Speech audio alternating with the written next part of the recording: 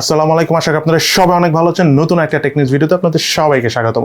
আমাদের আজকের দিনের প্রথম টেক নিউজটি হলো ওয়ার্ল্ড ওয়াইড মোবাইল বিক্রিতে অবশেষে অ্যাপেলকে পিছনে ফেলে শাওমির সামনে চলে আসলো এবং বর্তমানে পুরো পৃথিবীব্যাপী মোবাইল বিক্রি শেয়ারিংয়ের কথা যদি আমি বলে থাকি তাহলে 17% শেয়ার নিয়ে শাওমি রয়েছে 2 নম্বরে এবং তারপরে হলো অ্যাপেল এবং নাম্বার 4 এবং নাম্বার 5-এ রয়েছে চাইনিজ আরও দুটি প্রতিষ্ঠান ওপ্পো এবং ভিভো। চিন্তা করা যায় টপ 5 মোবাইল কোম্পানির মধ্যে 3টাই চাইনিজ কোম্পানি।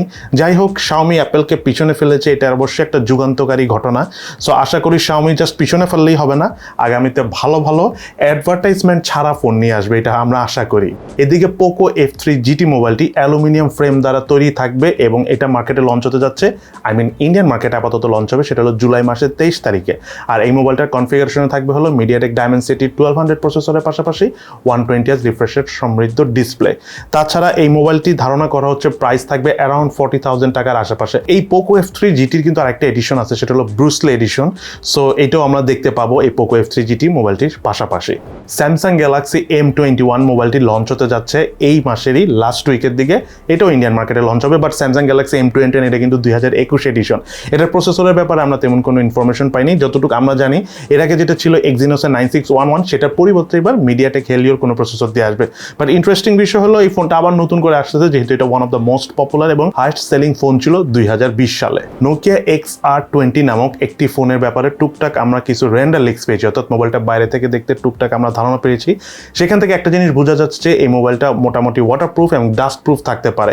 বাট এর ব্যাপারে এছাড়া তেমন কোনো ডিটেলস আমরা পাইনি এই মোবাইলটা কি কনফিগারেশন আসতে পারে। বাট খুব সুন এই ফোনটা আসতে পারে। বাট ডিজাইনটা অনেকটা রাগেড মোবাইলের মতো ডিজাইন আর কি। তবে 3টা ভেরিয়েন্টে আসবে এই মোবাইলটি, এইটা মোটামুটি আমরা কনফার্ম। দেন আমাদের আজকের দিনের 2টা ইম্পর্টেন্ট নিউজের মধ্যে নাম্বার 1 নিউজটা হলো 15,000 টাকা প্রাইস রেঞ্জে মার্কেট কাঁপানো ফোন, যদিও ফোন এখন আসে নাই বাট মনে হচ্ছে মার্কেট কাঁপাবে। সেটা হলো Xiaomi Redmi 10 মোবাইলটি খুবই সুন লঞ্চ হতে যাচ্ছে এবং এই মাসেই লঞ্চ হবে এবং এতে থাকবে 50 মেগাপিক্সেলের ক্যামেরার পাশাপাশি 6GB র্যাম, 128GB স্টোরেজ এবং সবথেকে ইন্টারেস্টিং বিষয় এই ফোনটার প্রাইস কিন্তু 14-15,000 টাকার মধ্যে থাকবে। এখন দেখার বিষয় এটা কি প্রসেসরে আসে।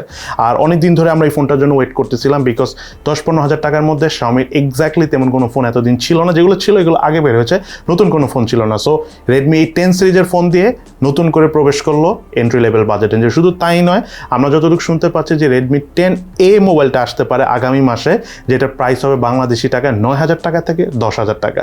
সো সামথিং বিগ আসতেছে Xiaomiর তরফ থেকে। মানে Xiaomi এখন সেকেন্ড পজিশনে আছে, যেভাবে আগাচ্ছে মনে হচ্ছে যে খুব দ্রুত ফার্স্ট পজিশনে না চলে যায়। বাট যেদিকেই যাক, যেভাবেই যাক, আমরা যাই Xiaomiর তরফ থেকে বা পোকোর তরফ থেকে অপটিমাইজেশন ইস্যু ছাড়া এবং অ্যাডভার্টাইজমেন্ট ছাড়া ফোন।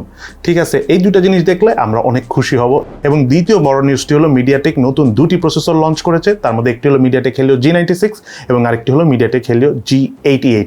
এর মধ্যে মিডিয়াটেক হেলিও G96 প্রসেসরের মাধ্যমে 120Hz রিফ্রেশ রেটের পাশাপাশি ফুল এইচডি ডিসপ্লে সাপোর্ট করবে। তার পাশাপাশি 108 মেগাপিক্সেলের ক্যামেরা সাপোর্টও রয়েছে এই প্রসেসরে এবং তার পাশাপাশি MediaTek Helio G88 90Hz refresh রেটের পাশাপাশি 64 মেগাপিক্সেলের ক্যামেরা সাপোর্ট করবে এবং এই দুটি প্রসেসরই 4G সাপোর্টেড থাকবে।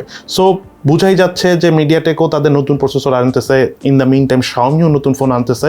তার মানে প্রসেসরের দাম কমতে যাচ্ছে এবং নতুন প্রসেসর আমরা আগামীতে কিছুদিন পরে নতুন মোবাইলগুলোতে দেখতে যাব। দ্যাট মিনস কিছুদিন ওয়েট করা ভালো হবে। যারা আপনারা ফোন কিনতে যাচ্ছেন আর কয়েকটা দিন ওয়েট করুন। সো আমাদের আজকের দিনের শেষ নিউজটি হলো Realme GT মাস্টার এডিশন নামক একটা ফোন আসতে যাচ্ছে।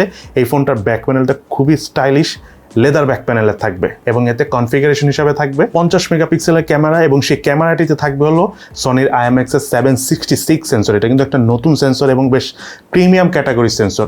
এটার প্রসেসরটার ব্যাপারে আমরা এক্স্যাক্ট ক্লিয়ার ইনফরমেশন পাইনি, তাই আপনাদের সাথে আপাতত শেয়ার করলাম না। বাট 766 IMX-এর সেন্সর দিয়ে আসবে সনির, খুবই ভালো পারফরমেন্স হয়তো বা আমরা পাবো এই মোবাইলের ক্যামেরা থেকে। বাট দেখা যাক ফোনটা আসলে কি হয় এবং ফোনটা প্রাইস কেমন হয়, এটা এখন দেখার বিষয়। সো আজকে তাহলে এই পর্যন্তই। আজকের নিউজটি যদি ভালো লেগে থাকে তাহলে অবশ্যই লাইক করে দিবেন এবং শেয়ার করে দিবেন আপনার আশেপাশের বন্ধু বান্ধবদের সাথে। সবাই ভালো থাকেন, সুস্থ থাকেন, ইনশাল্লাহ দেখা হবে ফিউচারে।